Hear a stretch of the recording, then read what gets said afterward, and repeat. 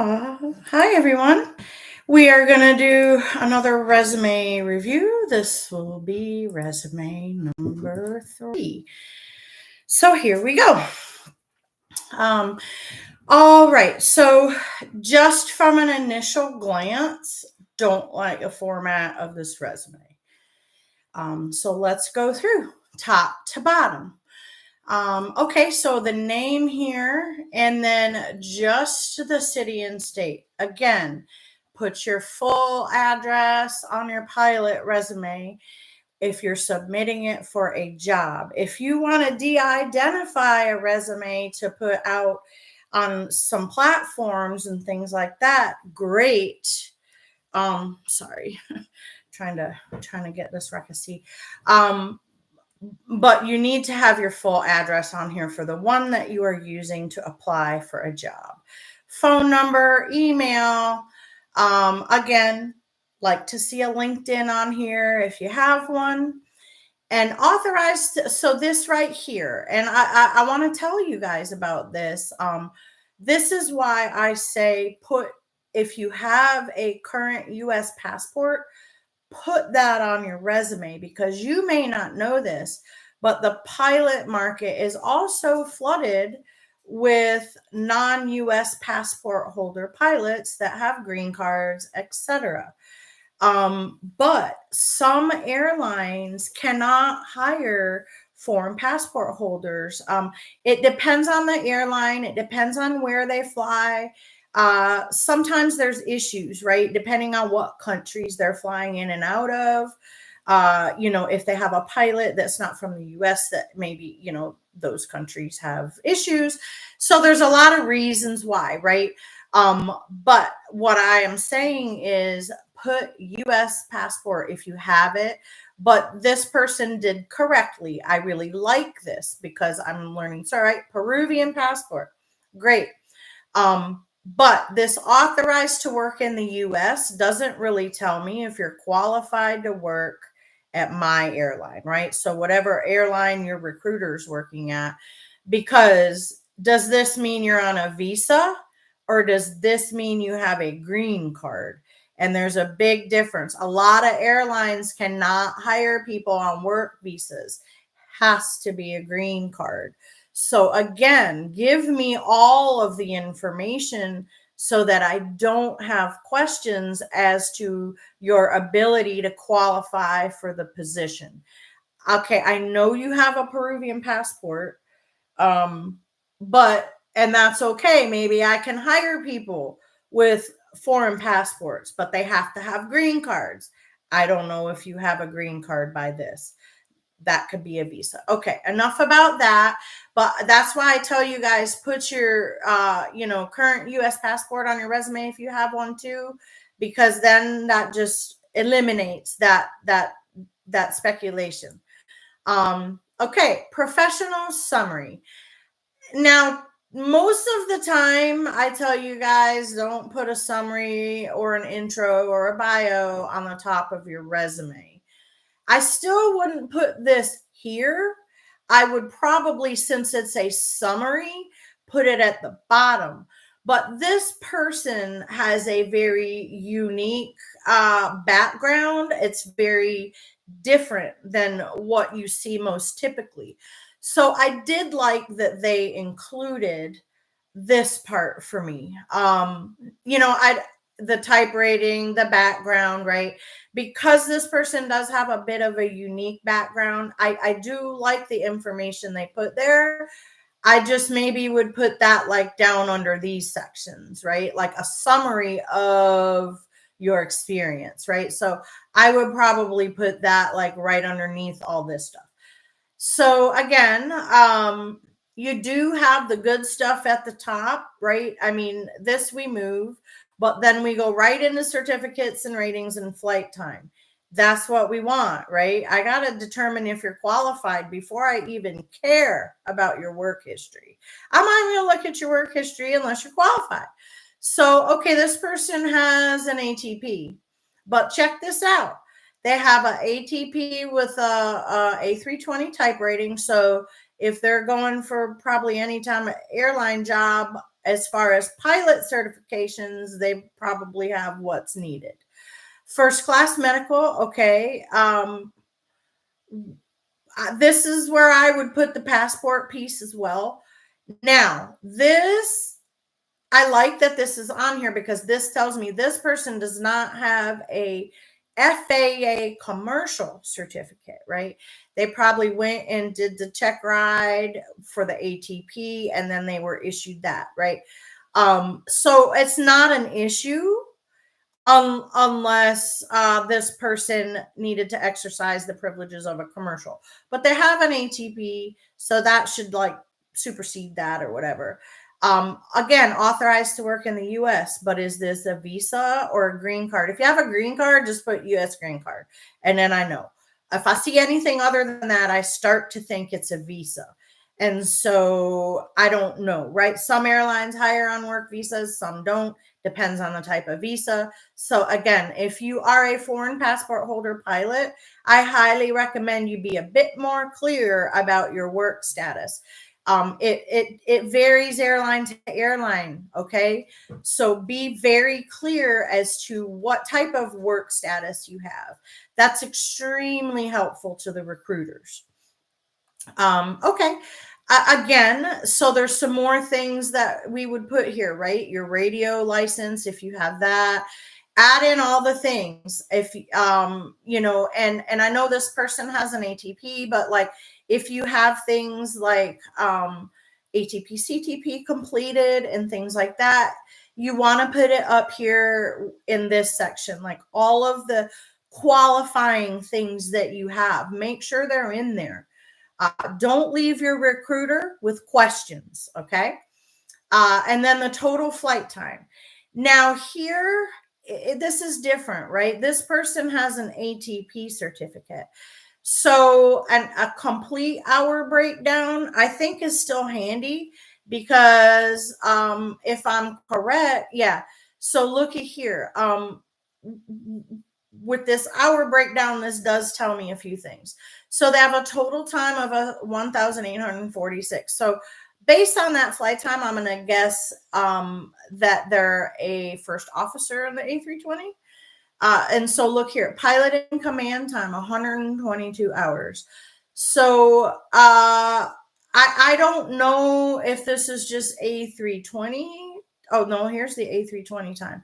So with this PIC time of 122 hours, they wouldn't qualify for a lot of jobs. Most jobs are going to require 500 PIC in something. So if this is all the PIC time this pilot has, they don't qualify for a lot. And they have a ton of SIC time.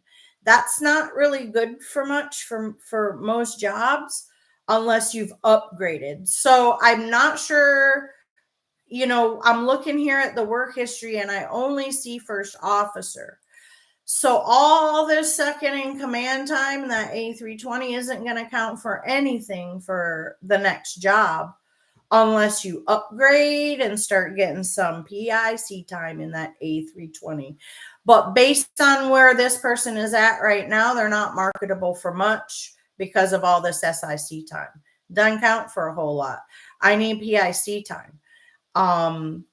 And so this SIC time, so I'll tell you guys that if you're flying as an SIC out there on something, whether it be a big A320 or a smaller jet, you know, maybe like a personal jet, it's SIC time. It's really not going to mean anything unless you upgrade at that airline in that aircraft.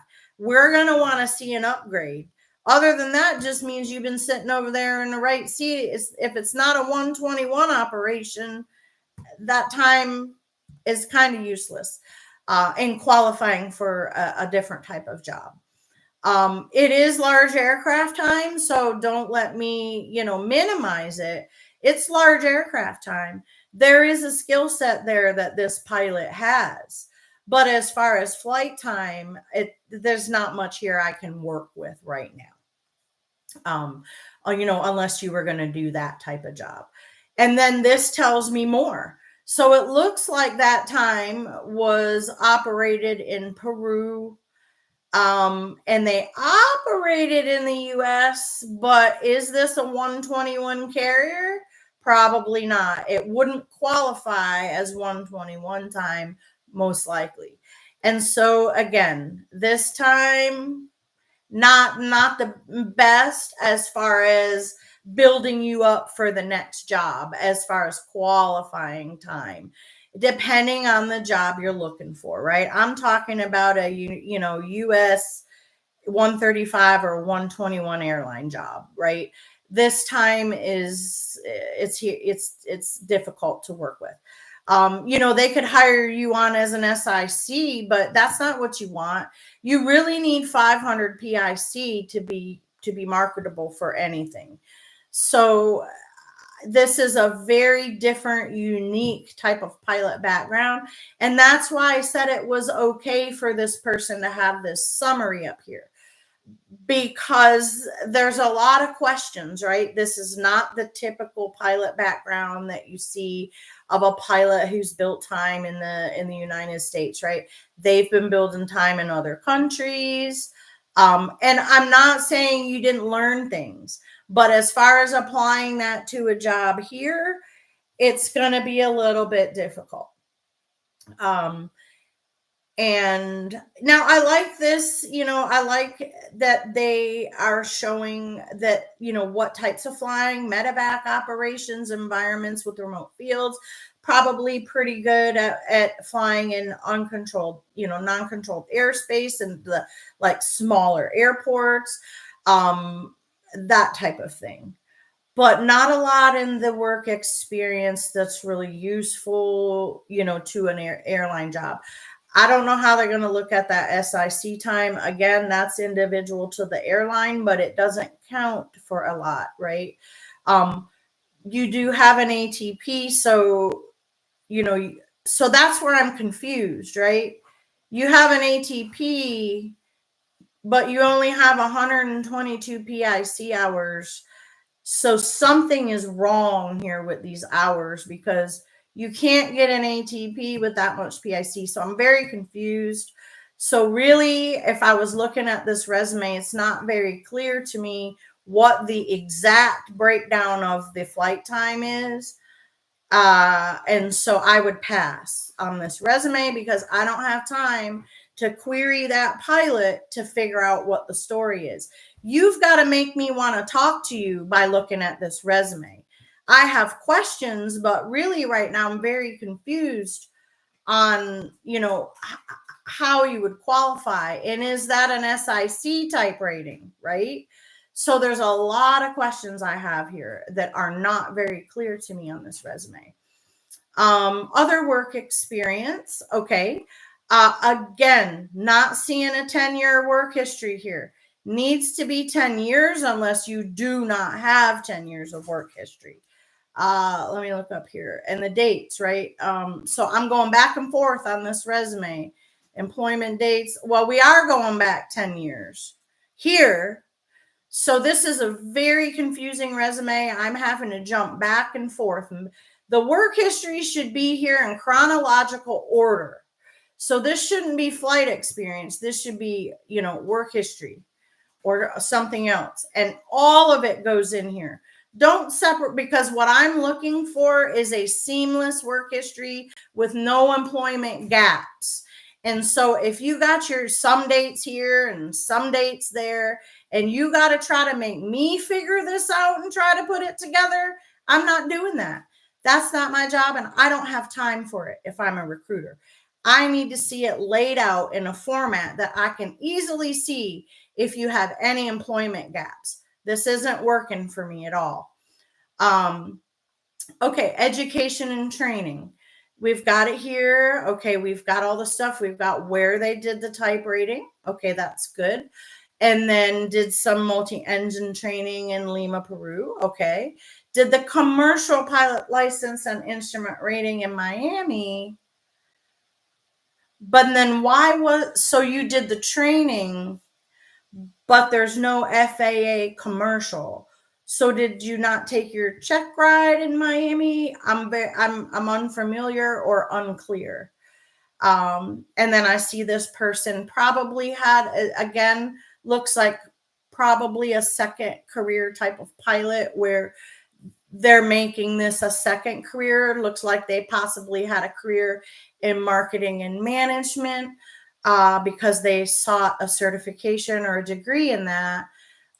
So I'm very curious. There's probably a lot of really great experience that this person has in management and leadership, but I don't know any of that because it's not on the resume. And remember, guys, management and leadership skills, if you have any previous work experience that's non-aviation with that, please highlight that on your resume, because management and leadership, captains are managers and leaders.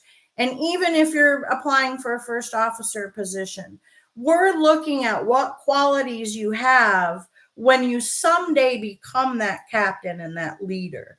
And you may have stuff in your background already where you've been a leader. We're very interested in knowing those things. Please. So it's apparent to me that this person probably has some good management leadership experience, but I'm not really seeing that on the resume. And those are selling points for this pilot.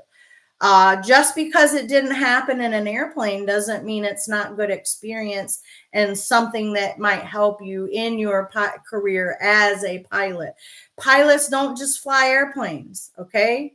There's a lot more to being a pilot. You're not just an airplane driver, especially when you're a captain. You are a manager of things. So please highlight that stuff. Okay, and then volunteering and memberships. All right, I like this. So this person was a volunteer in Peru with children's cancer support. Love it. You know, that's a cause that's near and dear to all of our hearts, probably. And then this person is a member of the 99s, which is an aviation organization. And what do I say? Join an organization. So this pilot has done those things, but this resume needs some serious work, and I have a lot of questions. So this isn't one, you know, if I was super short on pilots and I saw some stuff in here that was interesting to me, I might pick up the phone and get those questions answered, but probably not, right? So again, there were some good points on here, but this formatting needs some work. So hopefully this helped you. And I think this is a really good example for foreign passport holder pilots. I think I highlighted some things on there. Hopefully that is helpful to you all. So thank you for watching this resume review, and I'll see you on the next one. Everybody have a great day out there.